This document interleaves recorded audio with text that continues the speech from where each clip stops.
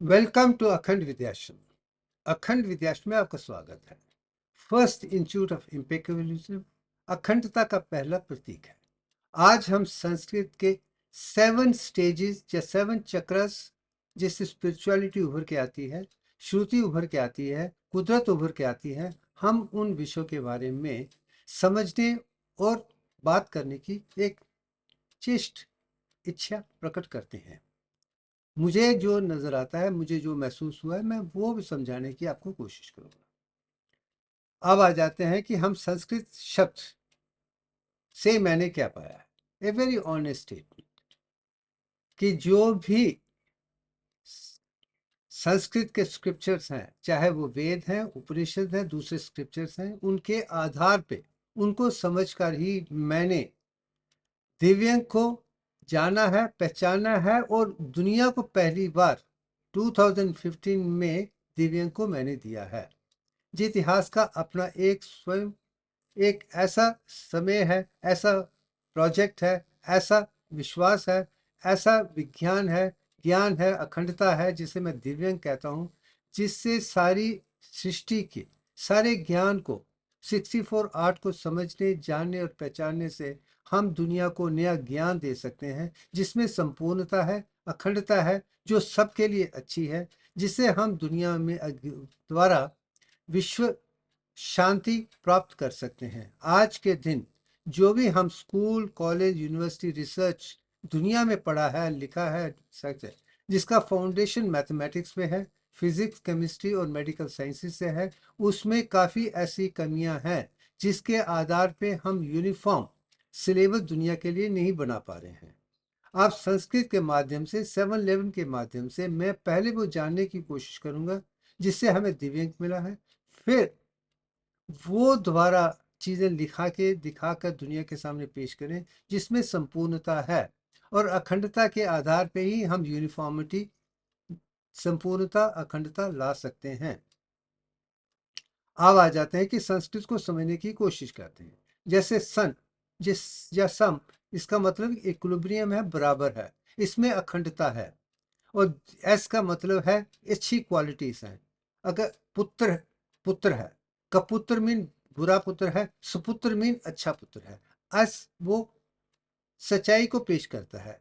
सन equilibrium को देता है, अच्छी है। और कृत है जो चीज एक्शन में है, कामें की जाती हैं, क्रिया योग के साथ जुड़ी हैं, जिससे आधार पे ही हम सच्चाई, ईमानदारी और अखंडता तक पहुंच सकते हैं।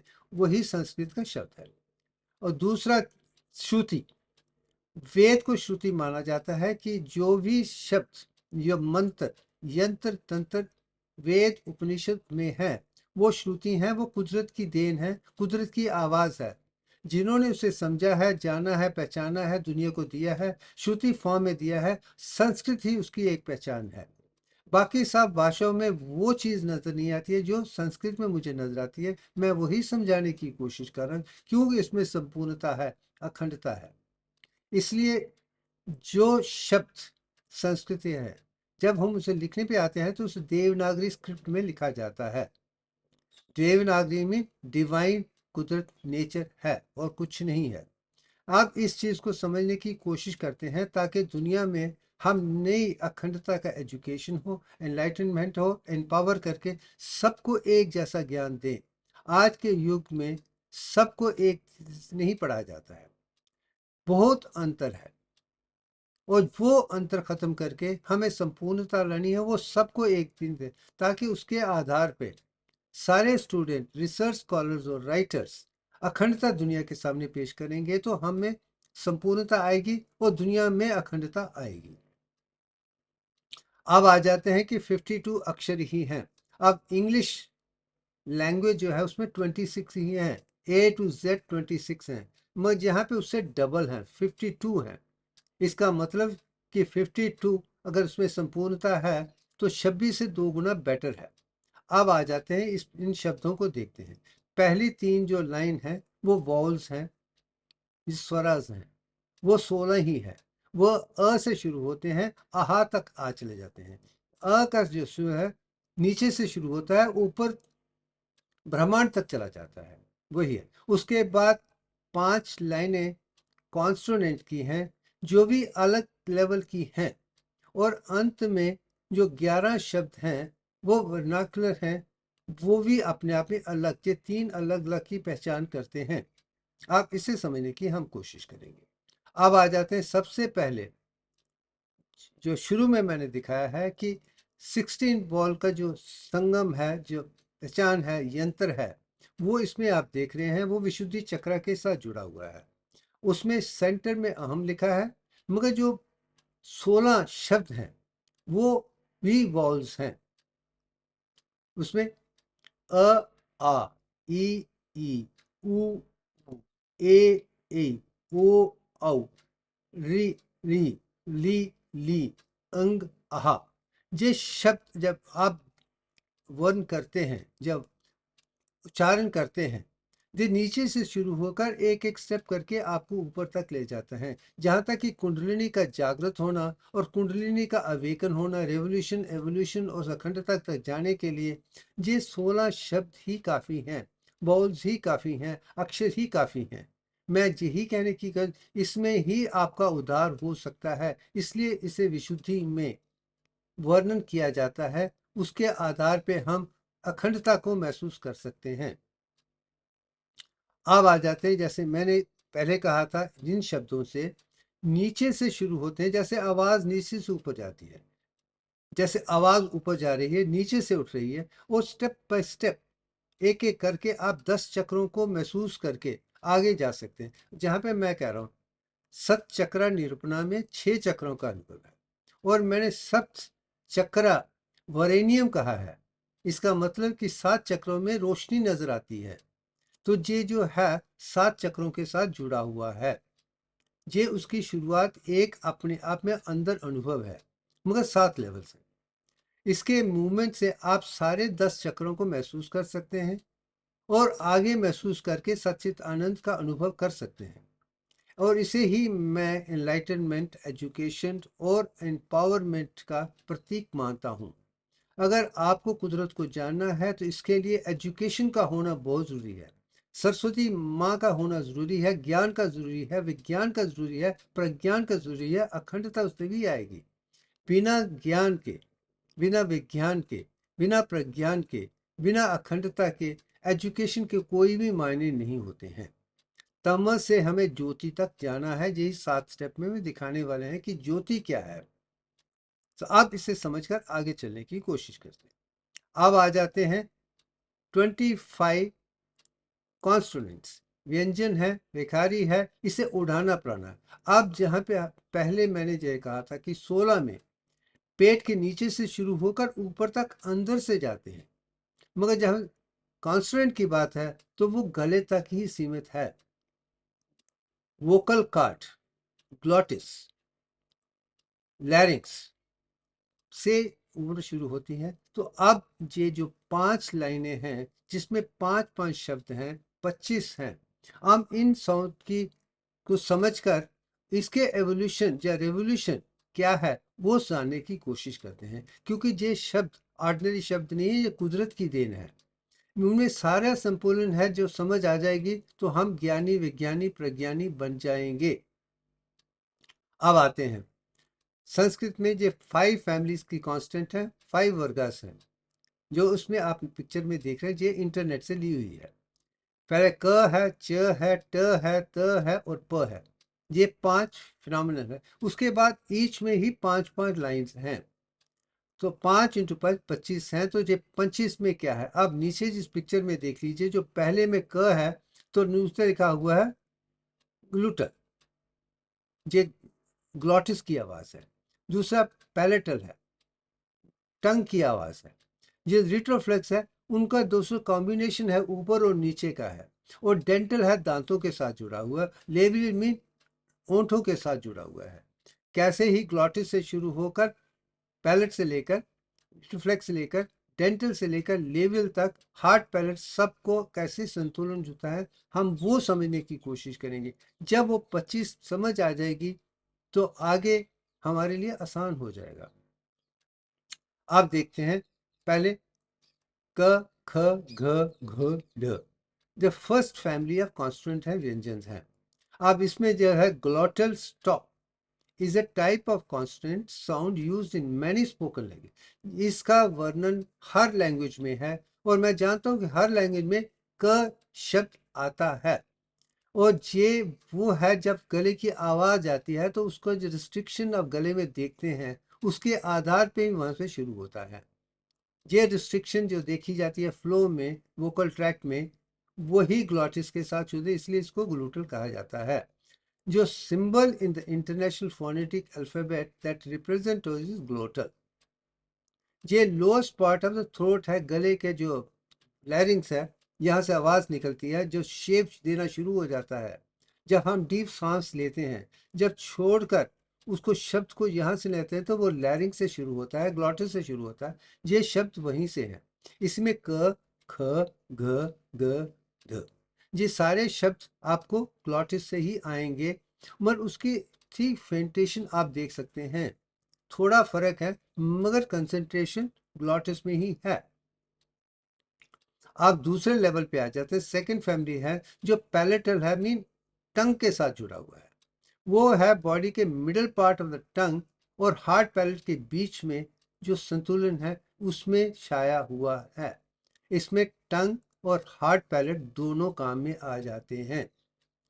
इस शब्द को अगर इंग्लिश में देखना है तो जैसे यस में जे की तरह आवाज है तो जे इसके बीच का जो च छ झ झ न तो वही शब्द वहां से शुरू होते हैं, उसमें यस वाली भाषा इंग्लिश वाली आ जाती है। ये सेकंड लेवल ऑफ थ्रोट में है जिसमें टंग और हार्ड पैलेट काम करते हैं। पहले में ग्लॉटिस है जहां में हार्ड टंग और हार्ड पैलेट के साथ कनेक्शन है।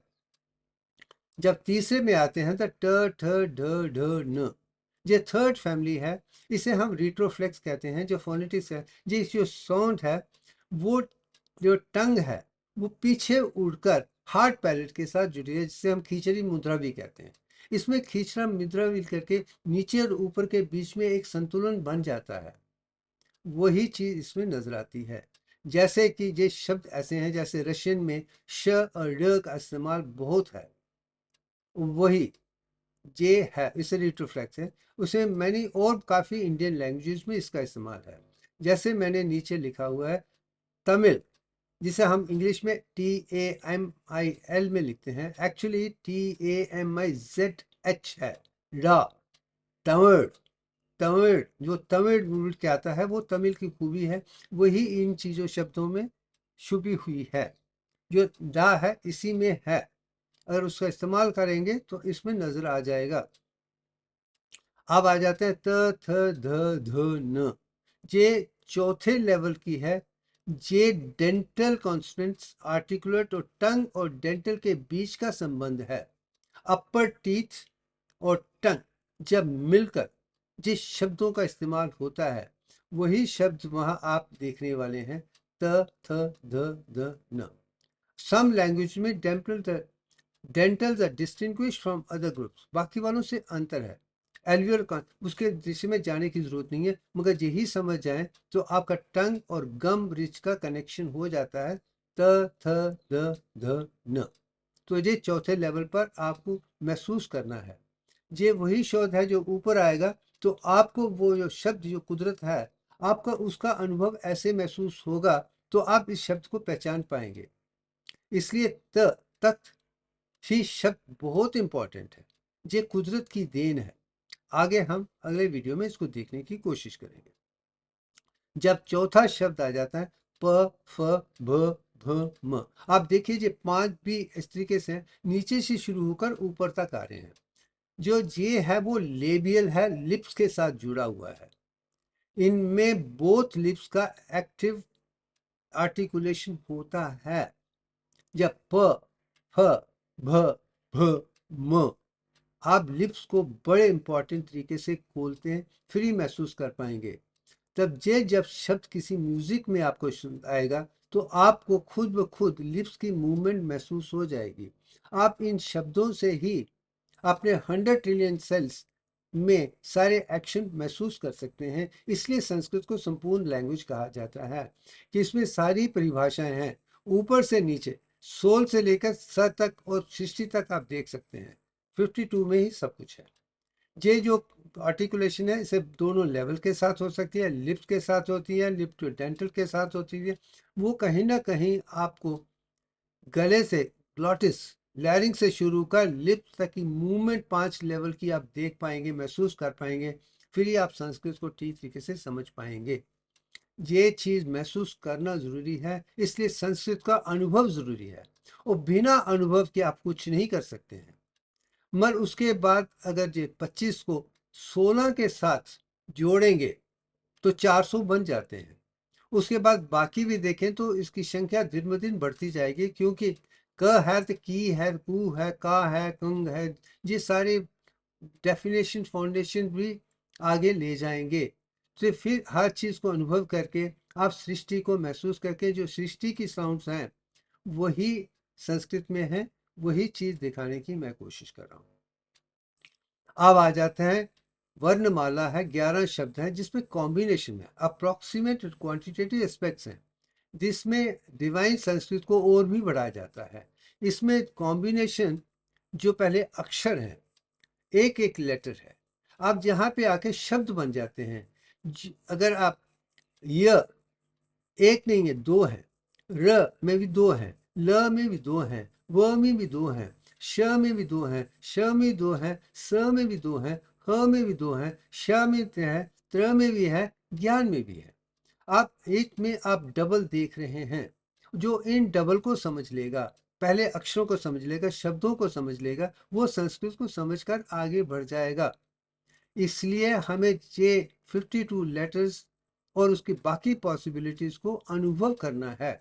जब हम संस्कृत को अनुभव करेंगे उसके बाद भी आप वेद, उपनिषद और उन ग्रंथों को समझ पाएंगे जो हकीकत में संस्कृत में है। नहीं तो संस्कृत भाषा को इसके बिना समझना नामुमकिन सा काम है। मैं जानता हूँ कि मैं आज भी एक स्टूडेंट की तरह महसूस करके, जान के, अपने अनुभव को दुनिया के सामने पेश कर रहा हूँ। मैं किताब का नॉलेज पे विश्वास नहीं करता हूँ। जो दूसरे हैं मैं कॉपी नहीं करता हूँ। मुझे खुद अनुभव करना है, वो कंसेप्ट को समझना है, समझकर मैथमेटिक्स में बदलना है। फिर ही जाके मैं दुनिया के सामने समझाने की कोशिश करता हूँ। मुझे कोई फिलॉसफी में इंटरेस्ट नहीं है, किसी कॉपी में इंटरेस्ट नहीं है। मुझे अनुभव के आधार पे मैथमेटिक्स के माध्यम से ही दुनिया को देना है। उसमें ही सत्य है, बाकी सारा असत्य है। अब आ जाते हैं कि ये 52 लेपर्स में 7 चक्रस कौन से हैं और उनके साथ क्या जुड़ा हुआ है। सबसे पहले जो सबसे छोटा, जैसे नीचे का जो सेंटर है, उसे हम मूलाधार चक्र कहते हैं, जो टेल बोन के साथ जुड़ा हुआ है। और मैं मानता हूं सोल से लेकर टेल बोन का जितनी भी लोअर लेग्स के हिस्से हैं वो मूलाधार के साथ ही कनेक्शन है। जब 4 लोटस पेटल की बात आती है तो मैं सिंपैथेटिक नर्व्स की बात करती है कि दो, एक लेफ्ट में एक राइट में जा रहा है और एक ईड़ा और पिंगला है। ईड़ा, पिंगला और लेफ्ट एंड राइट लेग की जो भी सिंपैथेटिक चेन्स हैं वही 4 लोटस फ्लावर्स हैं। बस इसके अलावा, क्योंकि मूलाधार चक्र में गैंग्लिया नैनपार है जहाँ पे ईड़ा और पिंगला दोनों मिलते हैं, फिर उसी में से 2 नीचे जाते हैं, वो 4 हो जाते हैं। जब स्वादिष्ठाना की चक्कर आती है तो हम सेक्रम पे आते हैं, जिसमें 5 लोटस फ्लावर, 5 सेगमेंट्स हैं, मगर 3 ही नर्व्स ऐसी हैं जिसमें से 6 आती हैं, S2, S3, S4। वो सेक्रम पैरासिम्पथेटिक है, तो इसलिए 6 पेटल वहां पे हैं। आगे आ जाते हैं नाभि, जो लंबा रीजन में 5 लंबर वर्टिब्रेट्स हैं और 10 नाड़ियां निकलती हैं जो एड्रिनल ग्लैंड के साथ जुड़ी हुई हैं। तो ये मैंने आपको दिखा दिया कैसे उभरता है।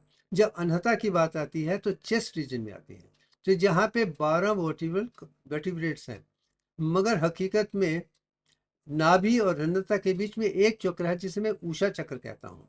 उसमें 10 हैं और अनहता में 12 हैं। मैं उसको इसी बात में उसे निकाल रहे हैं तो निकाल देते हैं। अनहता में 12, इसमें लेते हैं। जब विशुद्धि की बात आती है तो सर्वाइकल रीजन में 7 वर्टिब्रेट हैं, मगर हार्ट के साथ 8 बनते हैं, मगर जो नर्व्स हैं वो 16 ही हैं। तो 16 की 16 नर्व्स में वही चीज नजर जाती है जो ह्यूमन एनाटॉमी में भी है, नर्वस सिस्टम में भी है, एंडोक्राइन सिस्टम में भी है, ऑटोनॉमिक सिस्टम में भी है। वो देखो तो वहां पे साफ हो जाता है। तो 5 हो गए और 5 तक ही आप रोशनी को महसूस कर पाएंगे। मैंने खुद अनुभव किया है। अगर मैं मूलाधार से स्वादिष्ठाना, नाभि, अनहता और विशुद्धि तक ही उसकी रोशनी को देखूंगा तो मैं वो रोशनी अंदर जीरो की तरह और बाहर सर्कल और स्फेरिकल की तरह महसूस कर चुका हूं, तो मुझे पता है जहां तक ही रोशनी शुरू हो जाती है। मगर जब उसके ऊपर जाते हैं तो ज्ञान शुरू हो जाता है, फेस बोन्स आ जाती हैं। उसमें ये जो 6 हैं सतचक्रा निरूपणा में दिखाया गया है।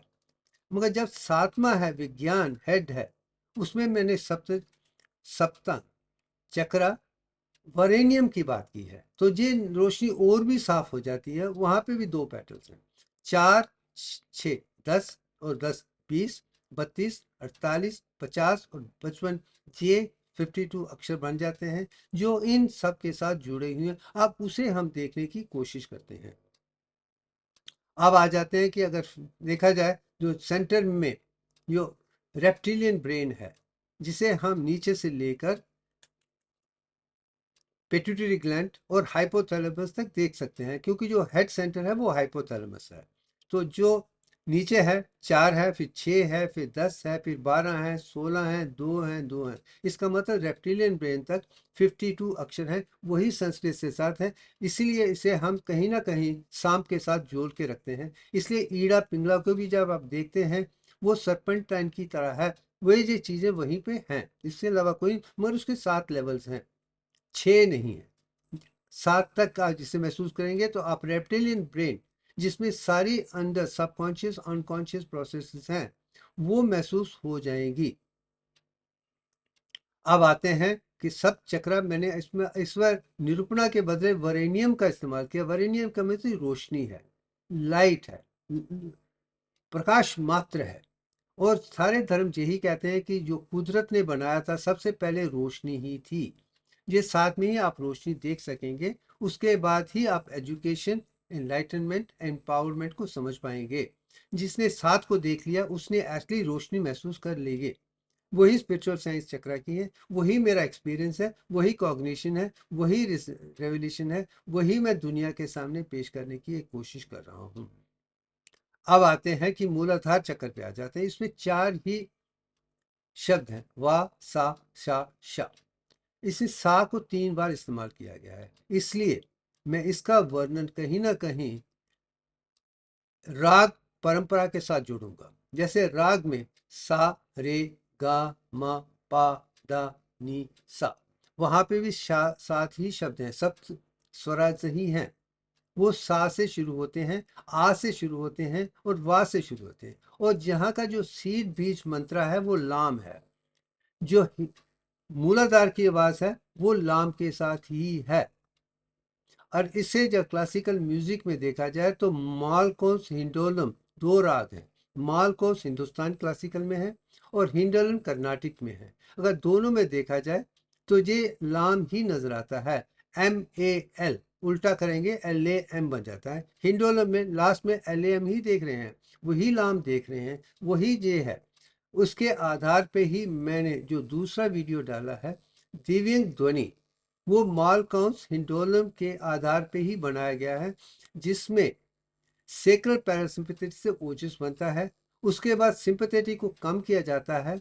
उसके बाद क्रेनियल पैरासिम्पथेटिक वेगस में प्रीडोमिनेंट से आप संपूर्णता महसूस करते हैं। ओजस को तेज मिल के आप रोशनी का अनुभव इससे ही कर सकते हैं, मालकाउन से ही। वही रे दिव्यंग ध्वनि है। अब आते हैं, ये मदर अर्थ के साथ जुड़ा हुआ ये फीमेल प्लेनेट है। अब मैंने जब 7 दिनों की बात की थी, उसमें मेल हैं, फीमेल हैं, हर्मोफ्रोडाइट हैं और साथ में सोर्स हैं, सन है, रिफ्लेक्शन मून है, साथ में ज्ञान है और विज्ञान, सबका साथ का संबंध है। मगर जब मदर की अर्थ आती है वो फीमेल प्लेनेट है। वही अमर्थ अर्थ में अर्थ मैटर 38.96% है और इसका संबंध स्मेल के साथ जुड़ा हुआ है। पेरिनियम में फिनोम ग्लैंड्स आते हैं जो अपनी कैरेक्टरिस्टिक स्मेल्स आते हैं, जो कुत्तों से आधार से हम इवन कन्विक्ट को पकड़ने की कोशिश उसी के आधार पर था, वो मूलाधार के साथ ही है। इसका कनेक्शन कॉक्सिजल गैंग्लियन या कॉक्सी गैंग्लियन इम्पार्ट के साथ अर्थ के साथ जुड़ा हुआ है, जिसे जो समझ आ जाएगी तो समझ आ जाएगी कि एंडोक्राइन ग्लैंड में भी है और ऑटोनॉमिक नर्वस सिस्टम में भी है, नर्वस सिस्टम में भी है, बोन में ये चीज़ उभर के आ जाएगी। तो आपको पता है कि मूलाधार पे कैसे कंसंट्रेट करके अपने आप को healthy, wealthy, wise and happy हम बना सकते हैं। इसमें सारी प्रतिक्रियाएं हैं। बस अब आगे चलते हैं तो हम देखते हैं कि सेकंड चक्र जो है विशुद्धि स्वादिष्ठाना चक्र है, और जहाँ पे जो साउंड है वाम की है, और इसका वामम मार्ग या दक्षिण मार्ग के साथ जुड़ा है, जो सेक्स और सेक्सुअलिटी की तरफ से जुड़ा हुआ है। जो मैं यही कहूँगा, इसका सीकल पैरासिम्पैथेटिक के संचय प्रोक्रिएशन की तरफ है। इसे हम कहीं ना कहीं पितृ ऋण के साथ जोड़ देते हैं। अगर हम भूमि को देखते हैं, भूमि पूजा कहीं ना कहीं प्रोक्रिए वो पूरी सृष्टि को बना के रखना हमारा भूमि के प्रति लक्ष्य होना चाहिए। जहाँ पे पितृ ऋण है, हम जो हैं माता पिता के कारण है, दादी दादाओं के कारण है, तो हमें भी आगे शादी करके आगे जनरेशन आगे बढ़ानी है। ये काम ही स्वादिष्ठान के साथ जुड़ा हुआ है। इसके लिए वामा माँ को ये सेक्स सुपरशैलिटी में भी क्योंकि वो इम्पोर्टेंट है। ब्रह्मचारी का मतलब अच्छा कैरेक्टर है, जो शादीशुदा करते हैं, एक बीवी के साथ हैं और अच्छे परिवार के साथ दुनिया को आगे ले जाते हैं, वही ज्ञानी, विज्ञानी, प्रज्ञानी बन सकते हैं। मैं आज भी मानता हूँ शादी करना और परिवार के साथ रह के आगे चलने से आपका कल्याण होगा। वही ब्रह्मचारी की उसका आपका कैरेक्टर, क्योंकि आपने हर पहलू को महसूस किया है, मैं उसे ही ब्रह्मचार कहता हूँ। वो हाईएस्ट लेवल ऑफ कैरेक्टर है। ब्रह्म मीन ग्रेटेस्ट, आचार में कैरेक्टर। जब आप संपूर्ण कैरेक्टर है तो अखंडता आएगी। तो उसमें शादी, बच्चे एक अनिवार्य है।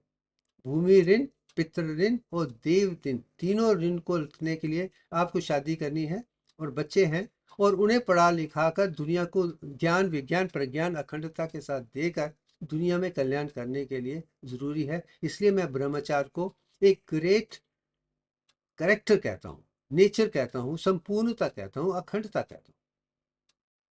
अब आ जाते हैं कि जो वीनस है वो भी फीमेल प्लैनेट है। पहला भी फीमेल है, दूसरा भी फीमेल है। ये एक मदर के साथ जुड़ा हुआ है। ये सेक्रल पैरासिम्पैथिक नर्वस के साथ है। इसका जो संपलन है वो मैटर है, तो ये पानी है। पानी की रेशो 61.803% है। वही अमृत है, वही नेक्टर है, वही ओजस है। उससे ही आधार पे ही हम आगे बढ़ सकते हैं। इसकी इंपॉर्टेंस दूसरे लेवल पे बहुत इंपॉर्टेंट है। अब आ जाते हैं थर्ड लेवल पे, जो फायर एलिमेंट है। पहली भूमि है, दूसरा पानी है। अब जहाँ पे आग आ जाती है, अग्नि तत्व आ जाता है, अग्नि फायर ट्राइंगल आ जाती है। आप नीचे ट्राइंगल देख रहे हैं, वो नीचे की तरफ जा रहे हैं। ये डिसेंट हो रहा है। इसमें 10 पेटल्स हैं और 10 अक्षर हैं, मगर जो साउंड है वो राम की है। राम ही जो राम राम कहते हैं, उससे इस चक्र का अनुभव होता है। और जो शब्द हैं वो 10 हैं। मैं उसकी दिशा में यहाँ पे नहीं जाने वाला हूँ। अब इसका संबंध मरकरी के साथ है। इसका मतलब न्यूट्रल कंसेप्ट है, नॉन अलाइंड है, और इसमें हर्मोफ्रोडाइट का कॉम्बिनेशन है। जैसे कि एक लड़की है, जब तक उसने मेंस्ट्रुएशन नहीं किया है वो कन्या कहलाई जाती है, इसलिए उसका कन्या पूजन किया जाता है।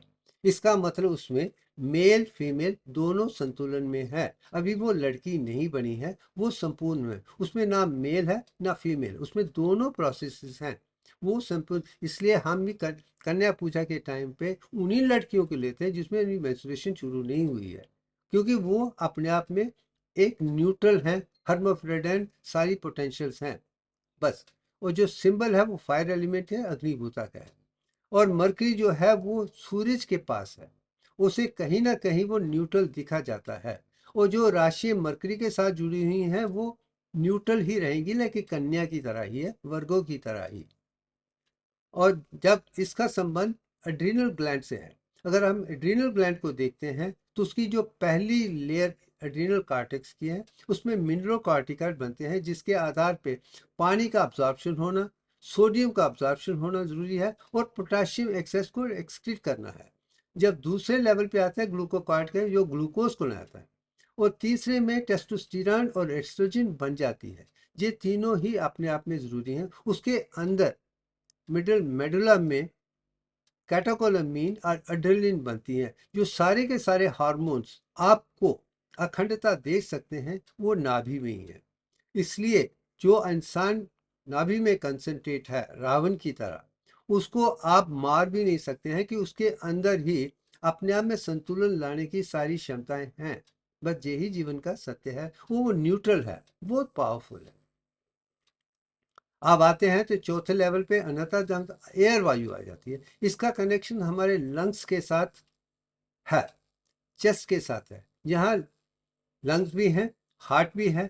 लंग्स कहीं ना कहीं ऑक्सीजन को लेने का काम करते हैं और उसको ब्लड के माध्यम से सारी दुनिया को देते हैं, तो यहाँ पे वायु एलिमेंट उभर के आ जाता है। और जहाँ पे जब वायु है तो ही आप ऑक्सीजन रख सकते हैं और उसके बाद ही आप में संतुलन है। अगर पानी ज़रूरी है, सोडियम ज़रूरी है, पोटाशियम ज़रूरी है, ऑक्सीजन ज़रूरी है, तो साथ में ग्लूकोज भी ज़रूरी है और उसका सर्कुलेशन भी ज़रूरी है। इसलिए अनहता चक्र में ही हार्ट के साथ पूरा करते हैं। तो यहाँ पे जो सीड मंत्र है वो यम है। जब हम माध्यम में यम की बात करते हैं तो उसका वाइब्रेशन हमें चेस्ट में होगा।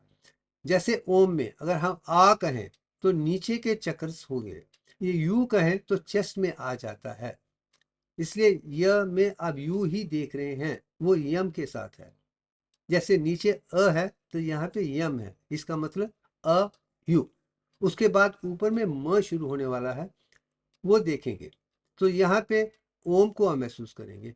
आ नीचे है, यम य यहाँ पे है, म सर पे है और तुरिया उसके आगे आएगा। ये भी देखिए साइंस कितनी खूबसूरत है संस्कृत के आधार पे। अब आ जाते हैं कि ये सन के साथ जुड़ा हुआ है, सोर्स है, यहीं से सारी रोशनी आती है। यही वायु भूता या एयर एलिमेंट का अनुभव देती है।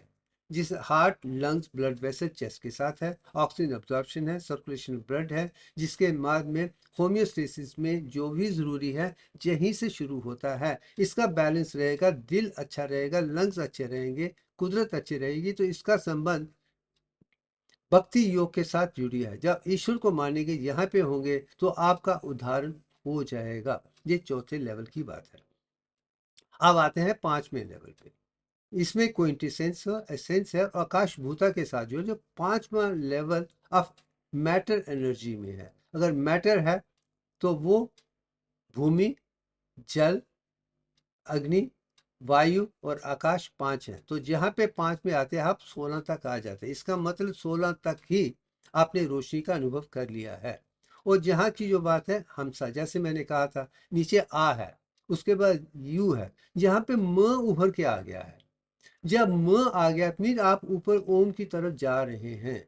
क्या खूबसूरत चीज है, विशुद्धि में ही आप अ यू म तक आ चुके हैं। वही हम पे है, वही सोहम है, वही ओम वहीं से शुरू हो जाता है, उसकी परिभाषा शुरू हो जाती है, उसकी शुरुआत हम विशुद्धि चक्र में ही महसूस कर लेते हैं।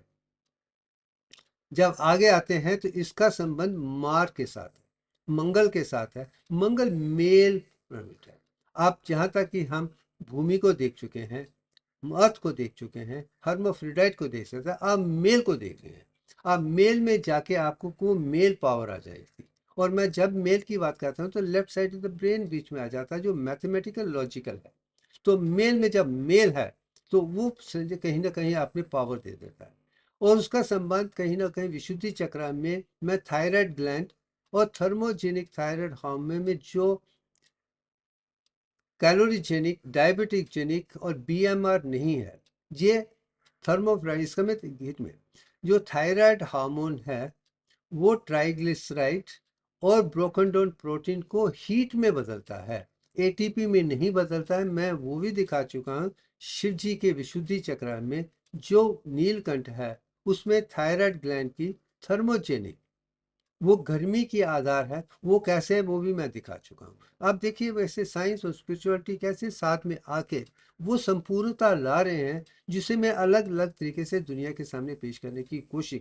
जबकि ज्ञान की पूरी भाषाएं 64 आर्ट को नहीं समझेंगे, आप कुदरत को कभी नहीं समझ पाएंगे। उसके लिए ही अगर वेद को समझना है आपको 64 को जानना है, उपनिषद को समझना है 64 को जानना है, पुराणों को समझना है 64, या दूसरे जो महाग्रंथ हैं उनको समझना है तो आपको 64 आर्ट का जानना जरूरी है। फिर संपूर्ण, नहीं तो अधूरेपन में आप खो जाएंगे। अब आ जाते हैं छठे लेवल पे अजना चक्र, जो सत चक्र निरूपण तक है। ये छठा लेवल है सत चक्रा निरूपणा तक। और जहां तक कि आप देख रहे हैं कि दो पेटल्स हैं, अब जब हम सत चक्रा निरूपणा में देखते हैं जहां तक आके दो हो गए हैं, इसका मतलब यहाँ पे आके आप 50 पे आ गए हैं। मगर उसमें सीड मंत्रा जो ओम है, जब नीचे आप ओम देते हैं, एक तरफ हम है, दूसरे शम है और बीच में हम, तो आपके ओम की उस भाषा में है जो स्लोली ऊपर की तरफ चलना शुरू हो गया, उड़ाना पुराना की तरह। वही सीड मंत्र है जहां तक कि सत चक्रा निरूपणा खत्म हो जाते हैं। इसे आधार पे हम कहाँ तक पहुंचे अब उसे देखने की कोशिश करते हैं। जब अजना तकृता था हम आ जाते हैं एस्ट्राइड बेल्ट में, जो हैंगिंग गार्डन है, जिसे मैं कहीं ना कहीं त्रिशंकु लोका भी कहते हैं। जैसे महर्षि विक्रम जो भी है राजा थे जिन्होंने कहा था कि मुझे वहां जाना है, और विश्वामित्रा जी से पूछा था कि आप भेजेंगे, तो उन्होंने उसे भेज दिया था, मगर उसे बार वापस हेवन से नीचे आना पड़ा था। वो आने के बाद जहाँ पे विश्वामित्र जी ने एक हैंगिंग गार्डन बनाया था, हैंगिंग हेवन बनाया था त्रिशंकु लोक के, मैं उसे ही एस्ट्रॉइड बेल्ट समझता हूँ, क्योंकि इसमें मेट्रॉइड की तरह सब हैं जिसमें त्रिशंकु भी हैं। बस यही जीवन का सत्य है। जहाँ ये जो लेयर है वो इनर सॉलिड प्लैनेट्स हैं, जैसे सूरज है, मरकरी है, वीनस है, अर्थ है और साथ में मार्स है। ये सॉलिड प्लैनेट्स हैं जिसके आगे पीछे कार्बन डाइऑक्साइड ज़्यादा है। मगर उसके बाद जो सटल प्लैनेट जुपिटर और सैटर्न है, उनके बीच में एस्ट्रॉइड बेल्ट आ जाती है, ये दोनों का संतुलन कर देती है, जहाँ तक एक लेवल आके ख़त्म हो जाता है। जो अंदरूनी अंदर के हिस्से हैं वही चीज़ सत चक्रा निरूपण समझाने की कोशिश कर रहे हैं, जहाँ तक कि आप एक लेवल तक आगे हैं जहाँ पे आप अलग किस्म की रोशनी अंदर की देख रहे हैं, और कहीं ना कहीं आप हैंगिंग वहां तक पहुंच गए, आप कहीं ना कहीं त्रिशंकु लोका तक पहुंच जाते हैं। यहाँ पर जाना काफी आसान है। वही पिक्चर नीचे मैं दिखाने की कोशिश कर रहा हूँ। मगर जहां तक देखा जाए, थायराइड ग्लैंड के बाद पिट्यूटरी ग्लैंड आ जाता है, उसमें इंटीरियर पिट्यूटरी और पोस्टीरियर पिट्यूटरी। अगर थायराइड ग्लैंड में थायराइड हार्मोन है या नीचे के हार में है, जहाँ पे स्टिमुलेटिंग हार्मोन का इस्तेमाल होता है, बनते हैं ये सारे स्टिमुलेटिंग हार्मोन एंटीरियर पिट्यूटरी और कुछ दो पोस्टीरियर पिट्यूटरी में है, जहां से स्टोर होकर रिलीज होते हैं। आप जहां पे देख लीजिए, वहां पे आने के बाद वहां पे कहानी खत्म नहीं होती है। वो एक फिलॉसफी है, वो आपने कहीं ना कहीं एस्ट्राइड बेल्ट तक एक संपूर्ण विज्ञान लेके आएगा। मगर मैं जानता हूं उसके आगे ही एक इम्पॉर्टेंट पार्ट है, जब तक वहां नहीं जाएंगे आप में संपूर्णता नहीं आएगी। अगर सत चक्र निरूपणा के आधार पे आपको जो 6 चक्रों में देखना है वहां तक है, मगर जब आगे जाना है, साथ में चक्र पे आना है, तो हाइपोथैलेमस आ जाता है, वो विज्ञान चक्रा के साथ है। उसके दो चीज हैं, क्योंकि वहां पे ऑटोनॉमी नर्वस सिस्टम और एंडोक्राइन दोनों इकट्ठे हो जाते हैं। आप रेप्टिलियन ब्रेन में autonomy nervous system, endocrine system के नीचे पोर्शन देख रहे हैं जो सबकॉन्शियस अनकॉन्शियस हैं, मगर उनका जो संतुलन है वो हाइपोथैलेमस में, हाइपोथैलेमस में ही रिलीजिंग हार्मोन बनते हैं, जिसके आधार पे इंटीरियर पिट्यूटरी में स्टिमुलेटिंग हार्मोन बनते हैं। उसके बाद एंडोक्राइन ग्लैंड अपने हार्मोन बनाती हैं। तो बिना हाइपोथैलेमस को जाने के बिना बाकी को जानना नामुमकिन सा है। इसलिए मैं कहता हूँ विज्ञान चक्र को जानना, हाइपोथैलेमस को महसूस करना, जहाँ पे ऑटोनॉमिक नर्वस सिस्टम और एंडोक्राइन सिस्टम और हार्मोन सारे बनते हैं, क्योंकि रिलीजिंग हार्मोन वहीं से शुरू होते हैं। तो इसके दो शब्द जाके इसमें ही आप त्रय के भी तृतीय को भी देख सकते हैं और ज्ञान को भी देख सकते हैं। जो ज्ञान, विज्ञान, प्रज्ञान की समता यहाँ पे ही शुरू होती है। उसके बाद ही जब दुनिया 7 चक्रों की बात करते हैं तो मैं 10 चक्रों की बात, मेरी 10 क्योंकि मैंने इसे अंदर से देखा है। तो उसी में मैंने जो ओम 1974 में बनाया था, वो आज से 50 साल हो गए, वही चीज सकते हैं। जहाँ पे जब आते हैं तो ओम में आ सेपरेट, यू सेपरेट, म सेपरेट और तुरिया आ जाती हैं, जिसका अनुभव आप विज्ञान चक्र में कर सकते हैं।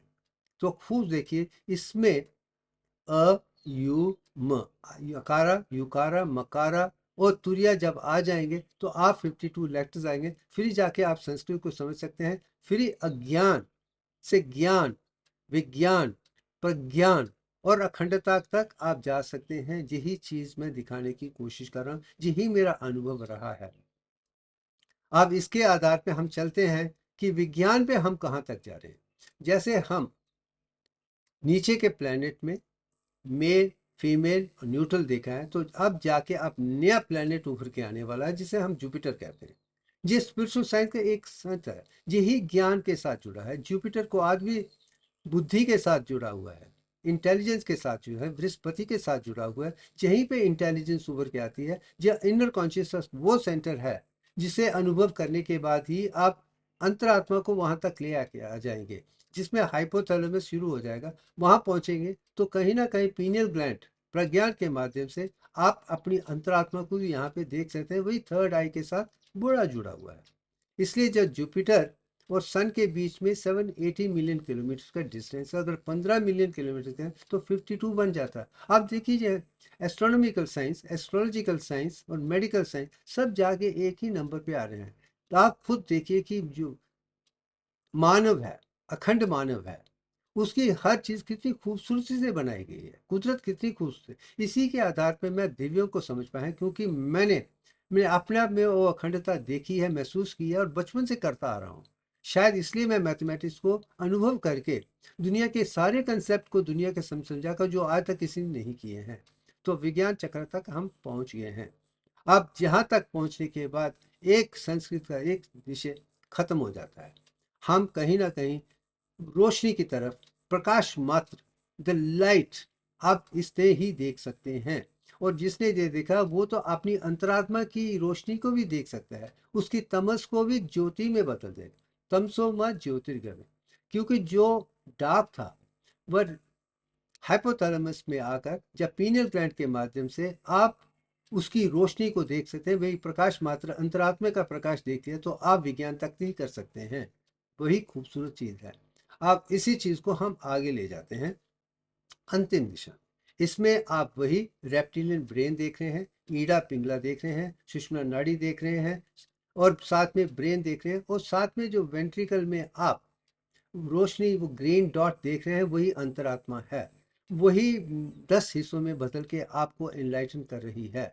जो जहां तक पहुंच गया उसने समझिए कि संस्कृत को समझ लिया है, अपने आप को समझ लिया है, सृष्टि को समझ लिया है, सूर्य ज्ञान, विज्ञान, प्रज्ञान, अखंडता समझ लिया है, दिव्यांग को समझ लिया है, हर चीज को समझ लिया है। वही ज्ञान दुनिया को एक अखंडता से संपूर्ण सिलेबस दे सकता है। मैं वही बनाने की कोशिश कर रहा हूँ कि सारे बच्चों को हमारे वीडियो के माध्यम से वही ज्ञान मिले जो सबके लिए ज़रूरी है।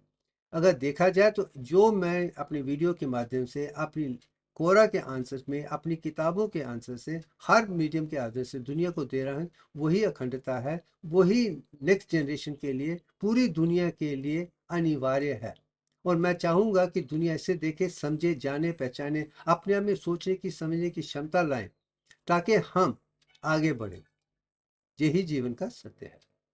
अब मुझे लगता है कि इतने काफ़ी है। Thank you very much.